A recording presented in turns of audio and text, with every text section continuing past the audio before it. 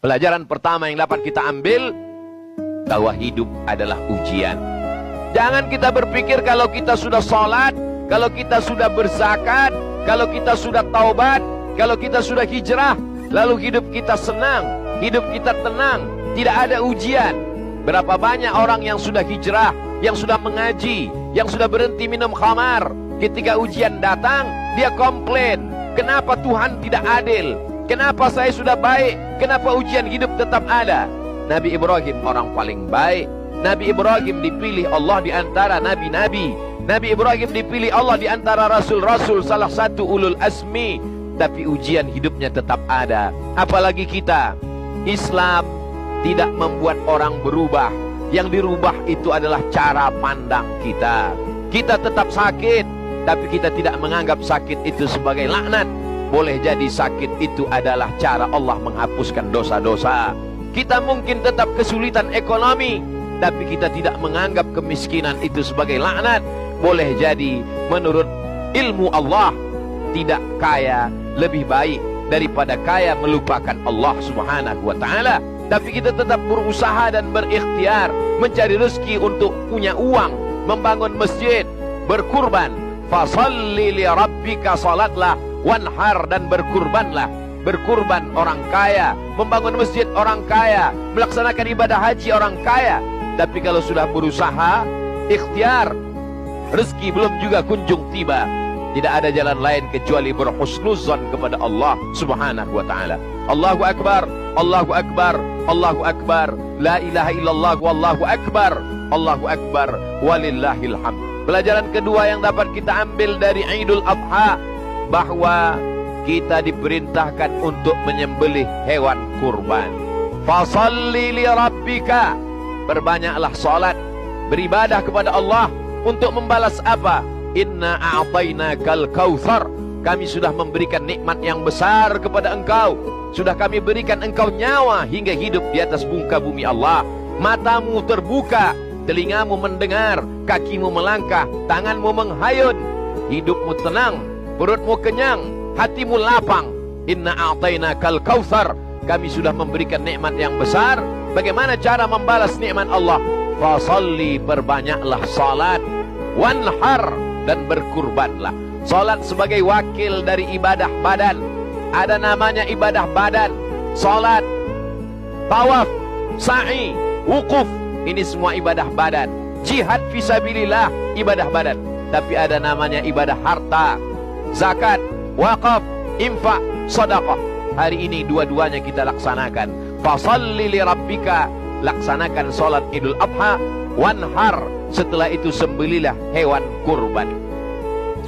Wa innad dama la yaqa'u minallah bimakan, hewan sembelihan kurban yang disembelih jatuh darahnya sampai ke tanah. Dari leher ke tanah tidak sampai 5 detik. Ada yang lebih cepat daripada tetesan darah. Ampunan Allah kepada orang yang berkurban. Wa innaha la ta'ti yaumal qiyamah, hewan kurban itu nanti akan datang pada hari kiamat. Biquruniha, dengan tanduknya, wa ash'ariha, dengan bulunya, wa aslafiha, dengan kukunya. Tanduknya, bulunya, kukunya akan datang pada hari kiamat, bersaksi di hadapan Allah subhanahu wa ta'ala bahwa ini orang sudah beribadah kurban. Bagi yang belum mampu pada tanggal 10, terbuka rezekinya, dibukakan pintu hatinya, dia masih bisa berkurban tanggal 11. Tidak mampu tanggal 11, dibukakan Allah pintu rezeki, masih bisa tanggal 12 sampai puncaknya tanggal 13. Selesai sholat asar, masih bisa menyembelih kurban selama matahari belum terbenam pada tanggal 13 Zulhijjah, bulan yang dimuliakan Allah subhanahu wa ta'ala. Kesempatan 4 hari dimanfaatkan sebaik-baiknya. Kalau ada kendala, maka sesungguhnya la yukallifullahu nafsan illa wus'aha, Allah tidak membebani orang di luar kemampuannya. Bagi yang kaya, ada hartanya, berkurbanlah. Bagi yang tidak mampu, jangan bersedih hati, jangan berkecil hati, jangan kecewa. Karena sesungguhnya Allah subhanahu wa ta'ala tidak membatasi ibadah pada kurban saja. Berzikir juga ibadah, mengagungkan Allah ibadah. Mengagungkan Allah tidak hanya sekedar beramai-ramai, Ketika sendiri di rumah pun kita mengagungkan Allah dengan bertakbir, Allahu Akbar, Allahu Akbar, Allahu Akbar, Allahu Akbar, walillahil hamd. Menyembelih hewan kurban dianjurkan orang yang berkurban menyembelih sendiri.